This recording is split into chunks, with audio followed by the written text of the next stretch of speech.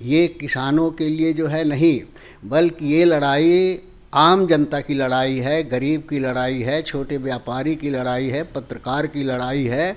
क्योंकि रोटी की ज़रूरत सबको पड़ती है, चाहे जिस क्षेत्र में काम करता हो, जितना बड़ा हो, लेकिन शाम को रोटी के पास जाना पड़ता है। मोदी जी की नीयत जो है गरीब और किसान के प्रति ठीक नहीं है। इसी वजह से सुनियोजित तरीके से मोदी सरकार चाहती है कि किस तरह से रोटी पर भी पूंजीपतियों का अधिकार हो जाए, जिससे जिस तरह से इस देश को फिर नचाना चाहें, पूंजीपति नचाएं, पूंजीपति चलाएं, पूंजीपतियों का अधिकार हो जाए। ये भारतीय जनता पार्टी की नीयत है और उसी नीयत के आधार पर ये किसानों का बिल लाया गया है। आज हमारे साथ हैं राजमणि पटेल जी, जो 4 दफ़े के विधायक, 2-3 दफ़े के कैबिनेट मिनिस्टर मध्य प्रदेश, कार्यकारिणी अध्यक्ष मध्य प्रदेश, और अभी ओबीसी जो बैकवर्ड कम्युनिटी का जो है उसके प्रदेश अध्यक्ष हैं, और राज्यसभा सांसद, सीनियर नेता कांग्रेस के। उनसे ख़ास बातचीत होएगी किसान के मुद्दे पे कि किसानों का जो आंदोलन, ये कहा जा रहा है कि सिर्फ पंजाब तक सीमित है। आप तो मध्य प्रदेश से हैं और मध्य प्रदेश में आप काफ़ी काम कर रहे हैं। आप बताएं कि इस आंदोलन और किसानों के लिए ये जो बिल है ये फ़ायदेमंद है या इनमें क्या कमियां हैं, उसके बारे में बताएं। देखिए, जहाँ तक किसान आंदोलन का सवाल है, पहली बात ये है किसान आंदोलन पंजाब और हरियाणा तक सीमित नहीं है। ये सारे देश में फैला हुआ है और गांव-गांव तक फैला हुआ है। हर प्रदेशों में इसमें आंदोलन और प्रजातांत्रिक तरीके से किसानों की आवाज़ को उठाया जा रहा है। उसके लिए संघर्ष किया जा रहा है, रैलियां निकाली जा रही, सभाएं हो रही हैं, धरने प्रदर्शन हो रहे हैं। जितने भी प्रजातांत्रिक रास्ते हैं, उस रास्ते से पूरे देश में, हर प्रदेश में इसका विरोध हो रहा है। ये किसानों के लिए जो है नहीं, बल्कि ये लड़ाई आम जनता की लड़ाई है, गरीब की लड़ाई है, छोटे व्यापारी की लड़ाई है, पत्रकार की लड़ाई है। क्योंकि रोटी की ज़रूरत सबको पड़ती है, चाहे जिस क्षेत्र में काम करता हो, जितना बड़ा हो, लेकिन शाम को रोटी के पास जाना पड़ता है। मोदी जी की नीयत जो है गरीब और किसान के प्रति ठीक नहीं है। इसी वजह से सुनियोजित तरीके से मोदी सरकार चाहती है कि किस तरह से रोटी पर भी पूंजीपतियों का अधिकार हो जाए, जिससे जिस तरह से इस देश को फिर नचाना चाहें, पूंजीपति नचाएं, पूंजीपति चलाएं, पूंजीपतियों का अधिकार हो जाए। ये भारतीय जनता पार्टी की नीयत है और उसी नीयत के आधार पर ये किसानों का बिल लाया गया है, जो ये किसानों भर के विरोध में नहीं है, आम जनता के विरोध में ये बिल है।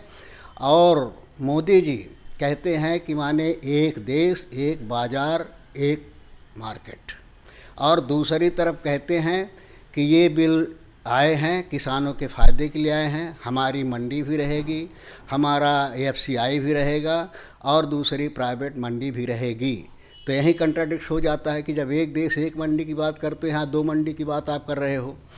तो जब किसानों की मंडी रहेगी, मिनिमम सपोर्ट प्राइस भी रहेगा, तो फिर प्राइवेट मंडी और इसमें कंपटीशन कैसे? निश्चित रूप से इनकी नीयत ठीक नहीं है। जो इससे जाहिर होता है कि एफसीआई जहां माने खरीदी होती है और वहीं से फिर गल्ला सस्ते दाम पर सरकार लेती है, 1 रुपये किलो के हिसाब से गरीबों को देती है। उधर इनकी नीयत है कि इसको आप से आप बंद नहीं करेंगे, कहेंगे नहीं, ऐसा सिस्टम बना देंगे कि सरकारी मंडियां ख़त्म हो जाएंगी, एफसीआई ख़त्म हो जाएगा। एफसीआई आज घाटे में चल रहा है, दिवालिया होने की कगार पे है। और जो हमारी सरकारी मंडियां हैं, जो हमारा मिनिमम सपोर्ट प्राइस है, वो आपसे आप ख़त्म हो जाएगा, वो दिवालिया हो जाएगा। इसी वजह से जब से मोदी जी 2014 से आए हैं, तो अब तक एफसीआई का बजट हर साल कम होता जा रहा है। मंडियां अभी तक पूरी बनी नहीं हैं। तो ये व्यवस्था की जा रही कि आपसे आप ये ख़त्म हो जाए और केवल पूंजीपतियों की मंडी रह जाए, पूंजीपतियों का सिस्टम रह जाए। केवल एक मोदी जी चाहते हैं, इसी वजह से इस व्यवस्था को उन्होंने मजबूत किया है। अब किसान जो है प्राइवेट मंडी में ले जाएगा, पहले तो उसको निश्चित रूप से थोड़ा ज़्यादा दाम मिलेगा, फ़ायदा होगा, ये बताने के लिए कि देखो किसानों को ज़्यादा मिल रहा है। और जब सरकारी सिस्टम एकदम ख़त्म हो जाएगा और पूरी तरह से ये मंडी और पूरी व्यवस्था जो है पूंजीपतियों के हाथ में चली जाएगी और उनके गोडाउन्स में चला जाएगा, तो फिर पूंजीपतियों की मनमानी होगी। जब वो कीमत बढ़ेगी, जब दाम बढ़ेगा, तो उसका शिकार किसान भर नहीं होगा, उसका शिकार आम आदमी होगा, कर्मचारी होगा, छोटा व्यापारी होगा। जो भी माने अन्न खाता वो सभी उससे प्रभावित होंगे और उनको इसका माने भुगतना पड़ेगा। अभी मध्य प्रदेश में जो नौजवानों को जो रोज़गार रजिस्ट्रेशन जो होता है, जो कार्यालय जो बंद किए जा रहे हैं, जिसमें छात्रों ने बड़ा प्रदर्शन किया है कि जब बेरोज़गारी का रजिस्ट्रेशन ही नहीं होगा, जो ऑफिसेज बंद कर रही है शिवराज सरकार, और आप तो वहाँ मध्य प्रदेश से ही हैं, उसके बारे में युवाओं के लिए क्या संदेश आप देना चाहेंगे? ये जो हो रहा है उसकी वजह क्या है? ये तो बता रहे हैं कि माने पूरे सिस्टम को पूंजीपतियों के हवाले मोदी जी करना चाहते हैं। इसी वजह से सारे वो तो कहते हैं कि माने हमारा सरकार का काम व्यापार करना नहीं, धंधा करना नहीं है। इसी वजह से जितने हमारे पीएसयू थे, सारे पीएसयू को बेचने का प्रयास हो रहा है, बेचे जा रहे हैं और प्राइवेट हाथों में सबको सौंपा जा रहा है। तो रोज़गार भी खत्म हुआ। सरकारी नौकर, जब सरकारी सिस्टम नहीं रहेगा, सरकारी वो नहीं रहे, काम नहीं रहेगा, तो स्वाभाविक है सारे ख़त्म हो जाएंगे, प्राइवेट के हाथ में चला जाएगा।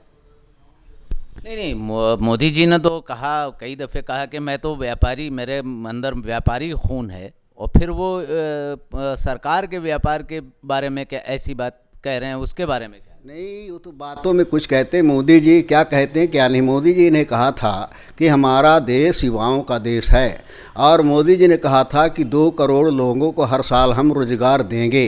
लेकिन जब रोज़गार देने की बात आई, तब फिर मोदी जी कहते हैं कि अब हमारा नौजवान पकौड़ा बनाने का काम करे, पकौड़ा एक अच्छा व्यवसाय है। तो इस तरह से व्यवसाय देना चाहते हैं मोदी जी।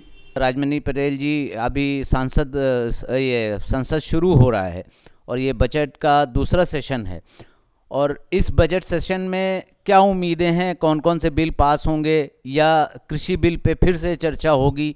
कैसी उम्मीद की जा सकती है इस सत्र में?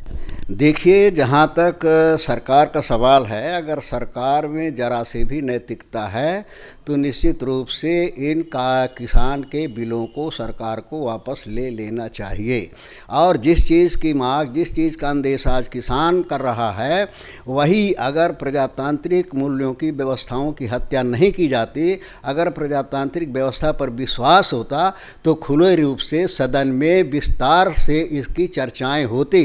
और जब सदन में चर्चाएं होती, जो इस देश की सबसे बड़ी पंचायत है, तो निश्चित रूप से जो कमियां हैं, खामियां हैं, वो भी सरकार के उसमें आती, और शायद दूसरे तरीके से सरकार इसको पेश करती और ये नौबत नहीं आती।